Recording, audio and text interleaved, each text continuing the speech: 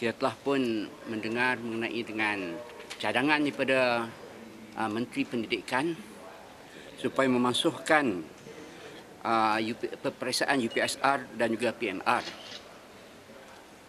Konsensus bebas tidak bersetuju dengan cadangan Menteri Pelajaran yang amat berhormat Tan Sri Muhyiddin Yassin untuk memasukkan ujian pencapaian sekolah rendah iaitu UPSR dan juga penilaian menengah rendah PMR.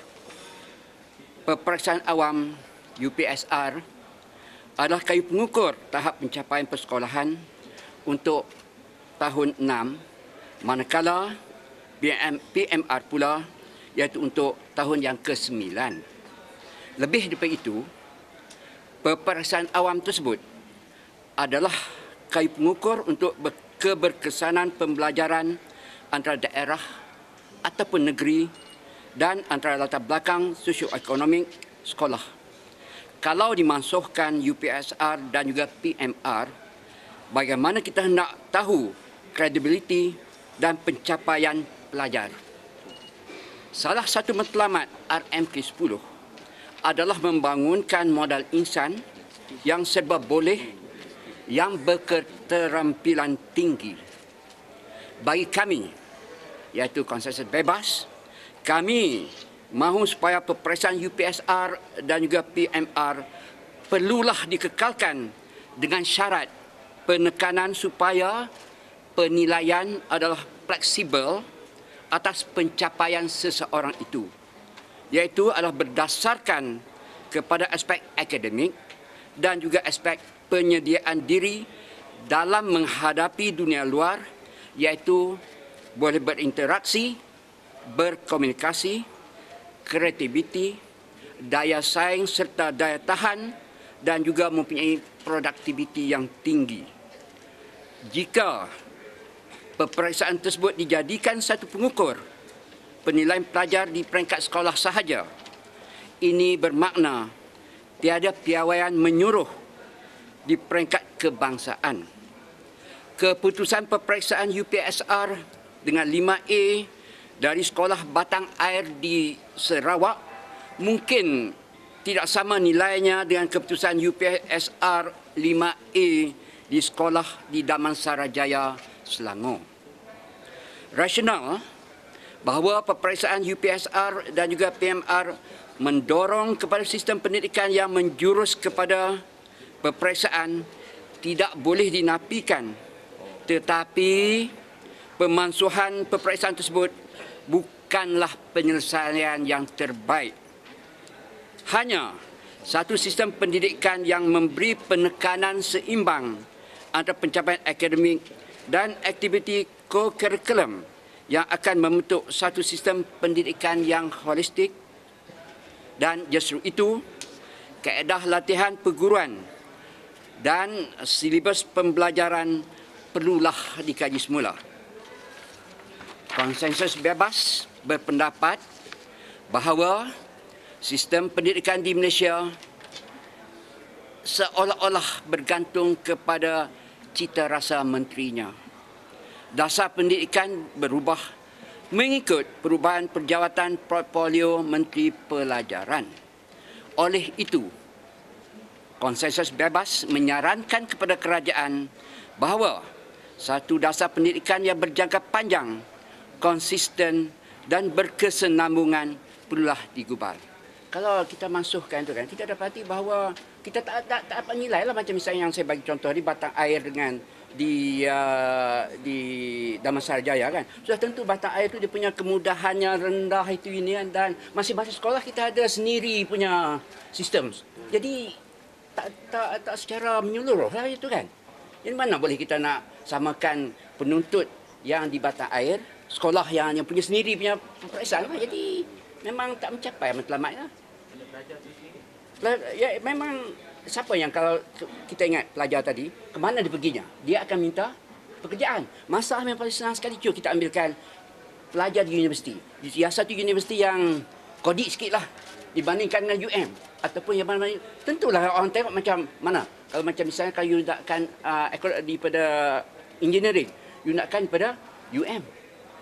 Ataupun begitu lah, kalau bagi ke satu yang Universiti Kuala Lumpur yang baru itu, siapa mau? Itulah juga. Jadi jika sebab apa, sebagai contoh yang kita ada sekarang ni, universiti itu sendiri yang mempunyai perbezaan antara satu sama lain. Tapi kalau yang standard, 5A di Batang Air dan juga 5A di Alam Shah adalah mempunyai tahap yang sama. Sebab apa? Sama papernya. Kalau soalan itu apa yang dimakan ni, memang sama semua soalannya. Jadi memang sama standard lah. Kita cari keseimbangan selain daripada hanya peperiksaan, co-curricular daripada segi masa depan mereka untuk depan dengan dunia, I think mustahak. Jadi kita tidak harus menilai seseorang itu hanya atas peperiksaan sahaja. Tapi untuk menghapuskan peperiksaan, saya rasa tak kena juga. Menghapuskan secara total. Saya nampak kerajaan ni bila dah rasa tak sesuai, dia tolak terus. I think this is not right. Kita kena ambil satu pendirian di mana kita ada keseimbangan daripada segi exam, peperiksaan, dan juga dari segi pembinaan murid itu sendiri, dari segi pembangunan modal insan.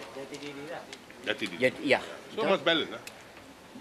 I think itu pendirian kita. I think the main point is that itu kerajaan kita tak ada satu dasar pendidikan, a proper education policy. Semuanya atas keputusan menteri saja. Jadinya keadaan songsang. Betul memang. So kita kena pulih sistem kerajaan kita bahawa kita mesti ada satu policy untuk negara kita. Dan walaupun kita tukar apa-apa menteri yang masuk pun, kita kena turut polisi itu. Cumanya cara saja ada perubahan. Ya, tapi polisi arah kita masih sama. Kalau kata 50% untuk ujian, 50% untuk kurikulum, apa keputusan pun mesti tertakluk kepada sistem atau dasar. Itu yang penting. Yang kita mahu satu dasar. Cara pelaksanaan tu, dasar tu memang ada. Ya, cara itu boleh kita ubahkan lah caranya. Tapi dasarnya itu mesti ada.